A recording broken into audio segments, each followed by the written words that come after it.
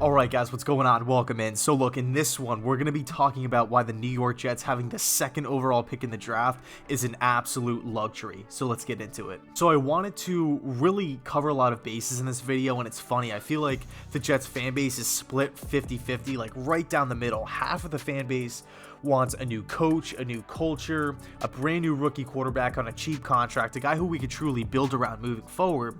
And then the other half of the fan base wants to stick with Sam Darnold. They want to build around him. They want to get a new coach.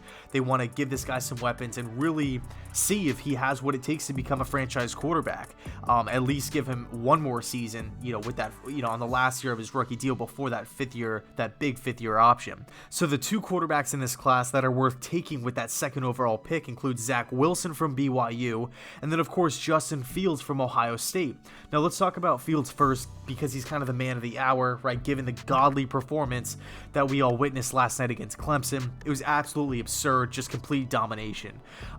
What are you getting with Justin Fields? Who is this guy? What would the Jets be getting? He checks so many different boxes. Okay, as far as the physical skill set is concerned, he's a big-bodied quarterback with a huge arm who's mobile, that also possesses extreme accuracy. Okay, a guy who can really layer throws. He can hurt you down the field, intermediate, in the short passing game as well. He can hurt you inside of the pocket. He can hurt you outside of the pocket. Okay, he really does a nice job of throwing on the run too, especially when he's rolling to the right, throwing outside the numbers, throwing inside the numbers. Really does a nice job of leading wide receivers, again, vertically and horizontally. There's a lot to like with Justin Fields. He knows when to check it down as well, which is also huge. It's pretty safe to say if you give Fields enough time to throw the football, he's going to put up video game-esque numbers. His statistics this season were absolutely mind-blowing. When you're looking at his complete body of work, he takes care of the football, and that's huge for me personally because I cannot stand turnovers. Interceptions just drive me up a wall. So you're looking at the mental side of things.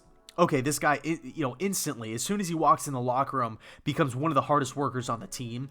His players love him. Tough as hell. We saw that hit that he took last night in the ribs, and the ability to not leave the game, not exit, want to keep playing, continuing to deliver dimes throughout the course of that game, keep the pressure on Clemson, really just having their foot on the gas pedal at all times, not really letting off at all.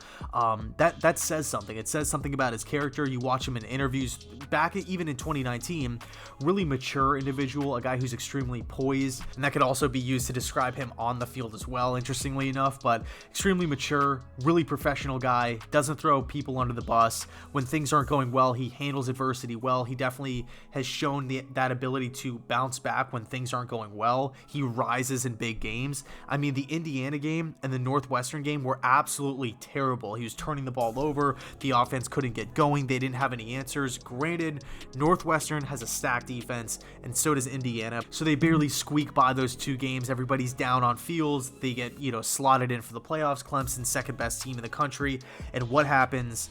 He rises to the occasion. He puts the team on his back. His players bought in. His players trusted him, and he delivered. He delivered with a godly performance that we saw last night. So if the Jets were to go out and draft Justin Fields, I think it would be an absolute home run. The only thing that makes me pause, my only concern, if you will, with Justin is that I feel like he needs to have a good supporting cast as far as the coaching staff is concerned. All right, so now let's take a look at Zach Wilson, quarterback from BYU, and frankly, I don't know where to begin. I do not know where to start because there's so many things that I like about Zach Wilson. All right, so I guess let's just start with arm strength. The overall arm power that Zach Wilson possesses is top notch. It's no joke, all right? To stand in the pocket and to deliver a football, fire a football 60 yards downfield on a line, and for that ball to end up exactly where it's supposed to be, and for him to do that game after game after game after game is unbelievable. The arm power is, again, it's elite level arm strength. This dude is out here making throws that NFL quarterbacks wish they could make. And it's so much fun to watch. Wilson knows exactly where to go with the football in every single play. He knows where his checkdown's going to be. He knows where the hot read's going to be. He can read a defense. That all stems from being able to read a defense and having an overall understanding of what's happening within the play, right? And a command of the offense, knowing where your guys will be. He can throw guys open. He works well off play action. He's taken some snaps under center. Again, he can hurt you downfield and in the short passing game, right? Crossing patterns and whatnot. He's perfectly built for today's league. And now you're factoring into the equation that this guy's mobile. He's a dual threat quarterback. He's running around back there like Russell Wilson. He's buying time like Kyler Murray. He almost looks like Johnny Manziel back in the day for the Aggies, buying extra time for the receivers to get open. It's truly a treat to watch Zach Wilson play, and one can only imagine what he's going to do in the NFL. Now, he's not some flawless quarterback prospect coming in with absolutely nothing to worry about. There is some concerns over the strength of schedule. Clearly, they did not have any tough opponents outside of Coastal Carolina this year. I mean, people reference the UCF game, but let's face it, UCF was not even a top 20. They weren't a ranked team. This isn't the UCF team that we've seen in recent memory with guys like, Mackenzie Milton and Scott Frost, that whole team. I like Heupel a lot, but it's not the same team. So it does make you pause. I mean, you're kind of wincing looking at the schedule, saying to yourself, okay, well, the only team that BYU played that was actually relatively good, ranked in the top 25, they lost to.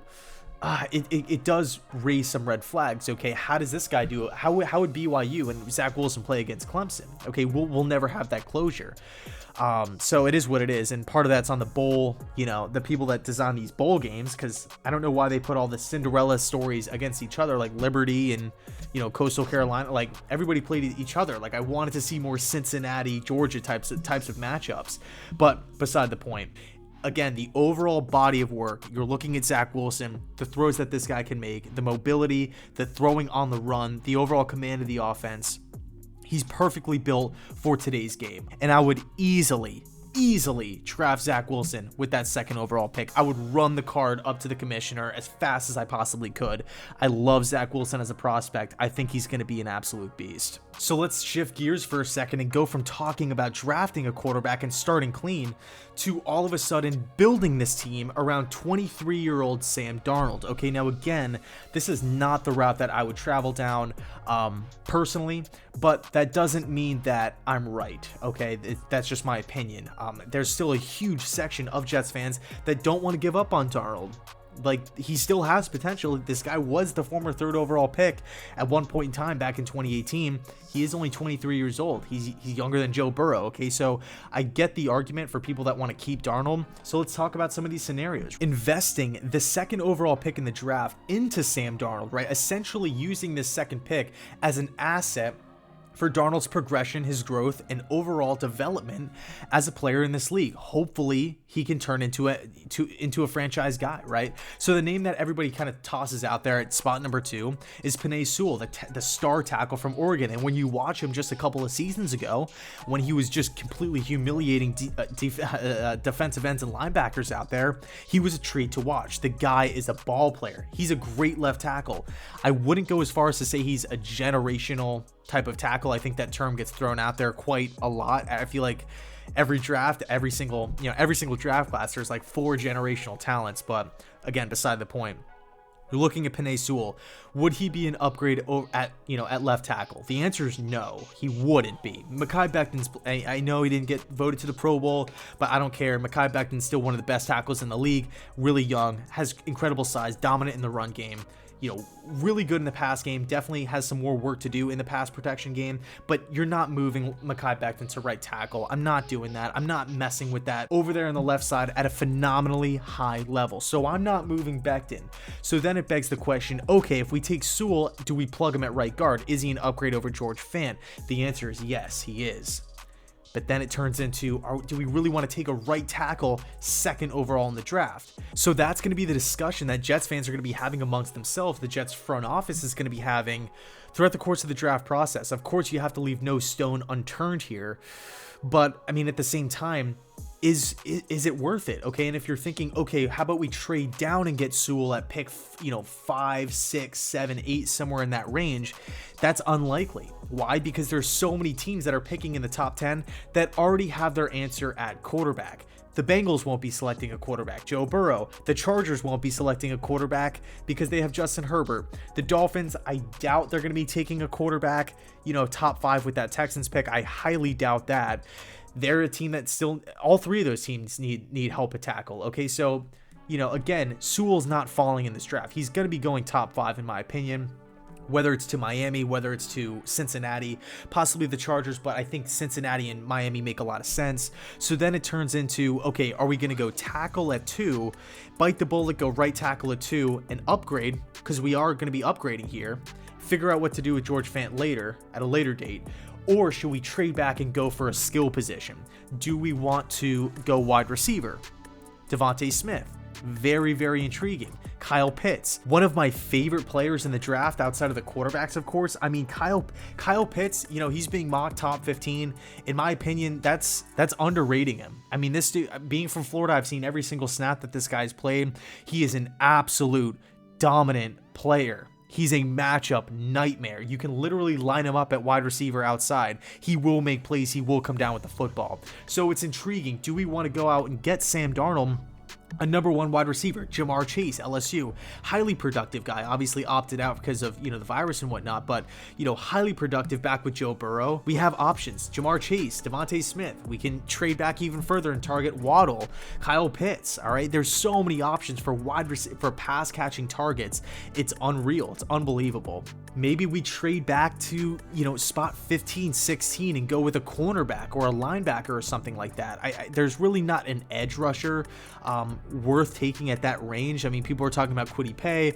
I don't want to, you know, jump off of Rousseau from Miami. Again, another guy who I've seen a lot of. He's a really good player as well. But again, we don't really know what style of defense we're going to be running, so there is a lot of question marks, but the facts remain the same. The Jets have a ton of options this offseason. It's going to be so much fun to see what the plan's going to be, who they're going to be bringing in as head coach of the team, and man, I cannot wait for it. I cannot wait to experience it with you guys, because you guys are the best. And let me know your thoughts down below in the comments section. Are you team quarterback? Are you team Sam Darnold? We'll see where the Jets go. And thanks so much for watching. And as always, go Jets.